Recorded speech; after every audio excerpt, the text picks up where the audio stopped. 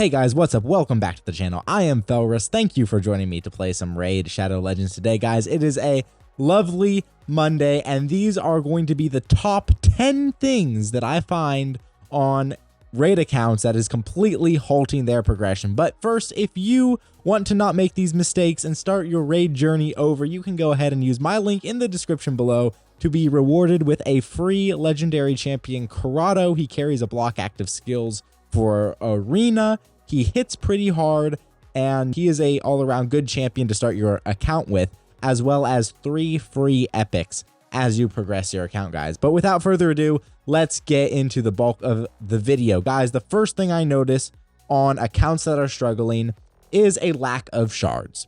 Like mine right now, because there have been so many events lately that have just absolutely milked me dry, but I have managed to save up 6 ancient shards, guys. But you really want to be saving up your sacred shards, your primal shards, your void shards, and your ancient shards for 2x events early on, or if you are close to mercy, extra legendary events early on. So every shard here has a mercy counter for ancients and voids. If you go 200 summons without a legendary, your chance of summoning a legendary will increase by 5% per shard, right? For primals, it'll be 10% after 200 summons without a mythical. Your chance of summoning a mythical will increase by 10% per shard. For sacred shards, it'll be 2% increase per shard, which seems pretty low, but the default summoning chance on a sacred shard is 6% for a legendary, right? So you're going to want to be saving your shards. You're going to be wanting to save these because they are a valuable resource for fusions as well. For fusions, you need to complete a champion chase and a summon rush or 2 for every single fusion. The shards are the only way you can do that. A good way to make up for any lack of shards you have is to save your mystery shards, and you can get mystery shards from farming campaign for your daily quests, as well as from the market here. As you can see, I have already purchased 2 mystery shards from the market, and that refreshes every hour. So you can get quite a few mystery shards there, and that can help you fill out any sort of champion chase or summon rush points that you have been missing, guys. So definitely save your shards, get the best value you can out of them, get free champions out of them by doing fusions, all that good stuff. The second mistake I see on most accounts that are struggling, especially early game, is not farming gear. So gear comes from the Ice Golem's Peak, the Spider's Den, the Dragon's Lair, the Fire Knight's Castle. It also comes from Faction Wars. Whenever you do your Faction Wars keys, you will be rewarded with crafting materials, right? You'll be getting these bloodstones and the will stones as well, and that can be used in the forge to craft resilience, perception, deflection, and swift parry gear, right? So we can go ahead and just craft some gear right here, and as you can see, we are getting gear.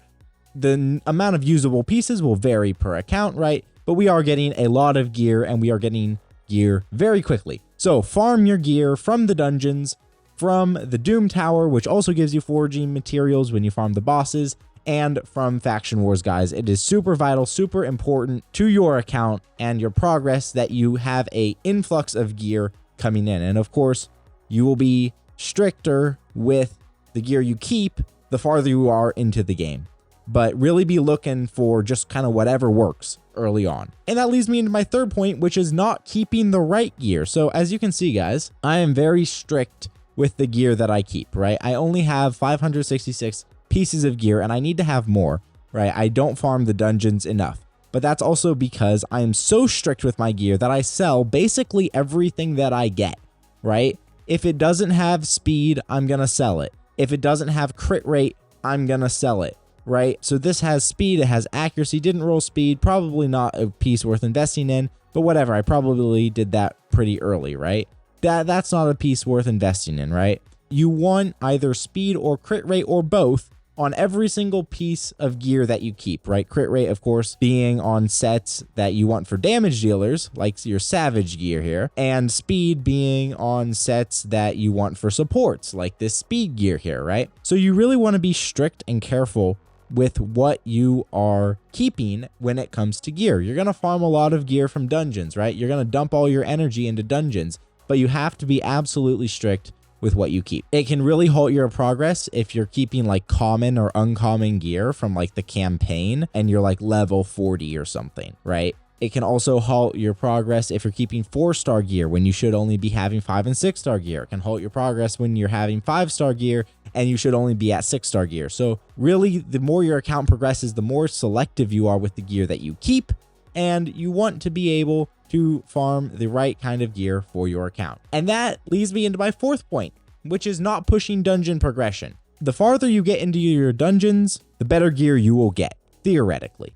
So as you can see, I can farm Dragon Hard Stage 10. This is going to be giving me the best possible gear that I can get from Dragon, right? It's going to be giving me 5 to 6-star artifacts from any of these sets. It's going to be giving me Ancient Shards, and it is going to be giving me a chance at mythical pieces, which have extra rolls, guys. So you really want to be pushing your dungeon progression as far as you possibly can, right? As you can see, I still have some stages to clear on Fire Knight Hard, right? But I've gotten, I've gotten Dragon done, I've gotten Hard Spider done, and I need to, of course, keep pushing on Hard Ice Golem as well. Be pushing your dungeon progression because that is going to be giving you better gear, and so you'll be able to make more progress on your account faster. Again, also be pushing your Cursed City, right?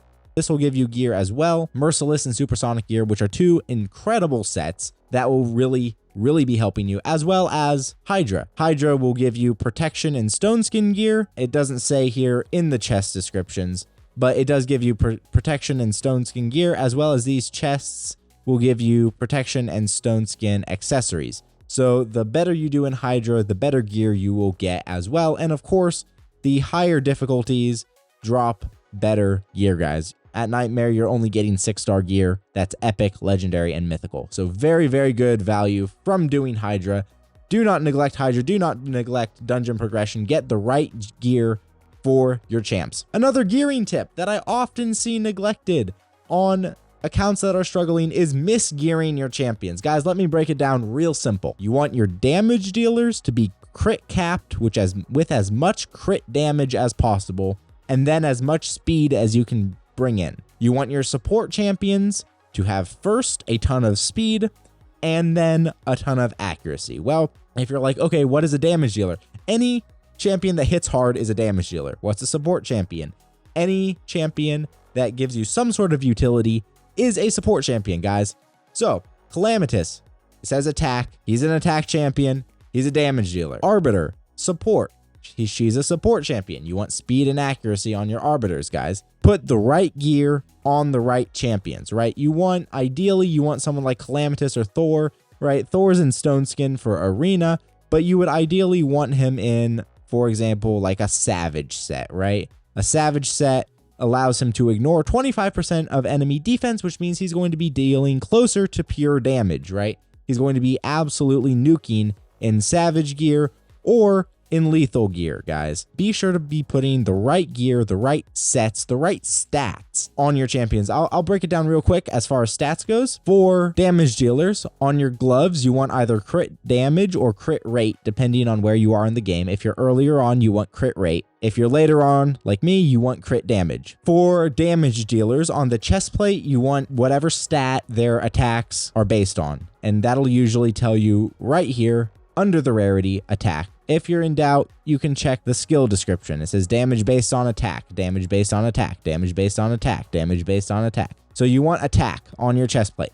And then the boots are always speed. Unless you're super late game and you can pull off good speeds without speed boots, you always want speed on your boots, guys. And you want probably the 5 or 6 star speed boots, guys. All right, for supports, HP or defense or accuracy, usually if you have a support that's placing debuffs, accuracy on the chest plate, accuracy on the banner here, HP or defense on the gauntlets, and then of course speed on the boots. Pretty simple there. If you're building someone for resistance, like I have Scartorsus built, you want this resistance chest plate, and then of course resistance on the banner as well. But Scartorsus isn't placing any debuffs, so we don't have to worry about accuracy for him. That is how you gear champions in a nutshell. The next, number 6, most common mistake I see on accounts that are struggling is neglecting speed. Most of the time, these guys won't use their speed boots, right? they'll be trying something else with their boots that they should not be trying, because speed is the absolute best stat for boots, guys. Even on my damage dealers, I use speed on my boots. It's a really good way to get almost an extra 50 speed, maybe more if you get a speed ascension on your champions. So they're going to be going even faster and taking more turns, dealing more damage, placing more debuffs, whatever it is that they need to be doing. They're going to be doing it more often and faster, guys. So do not neglect speed. I cannot say this enough. Do not neglect speed on your account, because it makes a world of difference. As soon as I understood the value of speed, my account progress just skyrocketed. I went from being able to clear stage 12 of the Dragon's Lair on normal to stage 20 of the Dragon's Lair on normal, just because I understood what speed did, guys. That unlocked me all of this just by understanding speed. So speed is king in this game. Do not neglect your speed, and you are only hurting yourself if you do. Number 7, this one actually has to do with the arena. It's going to be investing in the wrong affinity bonuses. So you're going to go into arena. You're going to get these medals. What do you do with these medals, right? You are going to put them into your Great Hall, and you are going to invest into stats for each affinity, right? Of course, there are 4 affinities: magic, spirit, force, and void. And I made the mistake of investing in force attack before anything else. This was my mistake on my account. This makes a massive difference what stat you invest in. I did this because my first legendary champion was Rathalos Blademaster. He was attack based. I wanted him to hit harder. Did I succeed? Yes, but it wasn't the best I could have done. What I would recommend is that you invest in magic accuracy first, or whatever affinity that you have the most of on your account, right? Could be spirit accuracy, could be force accuracy, probably not going to be void accuracy. But magic accuracy is a great place to start, because every one of you should be starting with Kale, which you can do if you already made these mistakes by restarting the game using my link in the description below. So do not invest in force attack. Do not invest in attack at all, really. Focus on accuracy. Accuracy is going to be the best affinity bonus, because then you will be landing your debuffs more consistently, guys. The next mistake is one that I don't see, super often, but it can happen. So I just want to warn you guys against it. And that is going to be specializing champions too early. Guys, if you are level 40, you do not need an enfeeble target for the Phantom Shogun. You just don't. You should not be worried about Phantom Shogun. Phantom Shogun is miles down the road for you. If you are level 40, you need to be generating as many champions as possible to clear as much content as possible, so that you have options to build teams. You do not need to be specializing champions at level 40. You do not need to be specializing champions if you're clearing under stage 20 of normal dungeons. All right? There's no really level mark, because, level 100 accounts can have like stage 12 of dragon only open if they've spent a lot of money, right? If you are clearing stage 20 or under of normal dungeons, you should not be specializing champions. Heck, I don't even specialize champions as much, right? And I'm clearing all of hard dragon, all right? So that is something that you do much later on. You want to get as much general use out of your champions as possible. And with that goes, gear a few champions. If you don't have much good gear, gear a couple champions. 1 damage dealer, 2 or 3 supports. And then you can either do another support or another damage dealer, depending on what your account needs. Take it slow. You don't have to gear everyone immediately, right? Focus on who is going to benefit your account the most and gear them. Invest in those champions, guys. Do not specialize a champion for Phantom Shogun when you just unlocked it, okay? You don't need to do that. It's unnecessary, and it's going to halt your progress, because everywhere else you could be using that champion, now you can't, because you specialize them for Phantom Shogun. So don't do that. That's a mistake. I don't see it as often, but it is worth warning you guys against it. The next tip I have is going to be neglecting CVC or Siege. I get it. The PvP modes are not for everybody, but the Siege gives you this feral gear, right? And it'll give you the accessories if you win. So really help your clan win. If you are not confident in your PvP teams, but your clan has like these empty posts right here, just use your scrolls to take the empty posts. It'll give victory points, and that will help your clan win the Siege, guys. If you are super confident in your teams, and maybe you just don't like PvP, but you're confident you have good teams, go in there, do your clan a favor. You know, it'll take 2 minutes of your life. It's not that much, and you'll get really, really good rewards from it. As far as CVC goes, there's no icon here, but that's where you get reaction and blood shield gear. Blood shield gear is absolutely massive against the Scarab King here in Doom Tower, so you want to be working to get the best blood shield accessories you possibly can. And reaction rings, very good for arena. They turn critical hits into normal hits, so you're not going to be taking as much damage. I don't know that I have anyone in reaction, but I'll see if I can find what it looks like, right? Here's a blood shield ring, right? That you can get from CVC. And I don't keep a lot of reaction gear because I get really, really bad reaction gear usually. Seems like I can't find it, guys. Here we go. Here we go. Reaction ring for the orcs. It's this yellow energy, orange energy thing, right? So you're going to be getting really good gear, really good rewards from CVC and Siege. So do not neglect that. Even if you're not a PvP person, it'll really help your account skyrocket to the next level, guys. And the next and final thing that I have to say and warn you against is do not neglect the clan bosses, guys. Do not neglect the clan bosses. Every account that does well is in a clan that is downing at least Nightmare daily, right? And preferably Ultra Nightmare, right? You're going to be downing whatever stage of Hydra that your clan can do, and you're going to be downing whatever stage of Chimera your clan can do. Successful accounts farm the clan bosses. It's not always fun. It's always a grind. You do have to do it on a schedule, but it will help you. It will help you. It will help you play the game. It'll help you save these shards so that you can get more champions, better champions, so that you can farm dungeons better, right? Everything is a loop in this game. The better you do in one area, the better you do in every single other area, guys. But clan bosses give you vital stuff.